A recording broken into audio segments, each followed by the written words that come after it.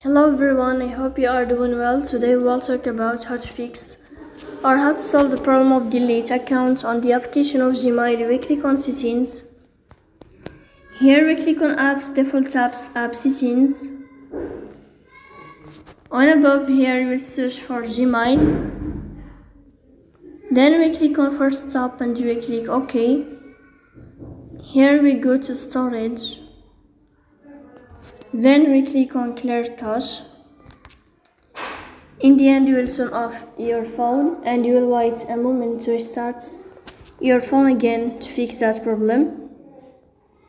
If it's not working with you, then you will then you will update your app on Play Store to fix it. So that's all. Don't forget to support us by like and subscribe. See you next time in another video, and thank you for your watching.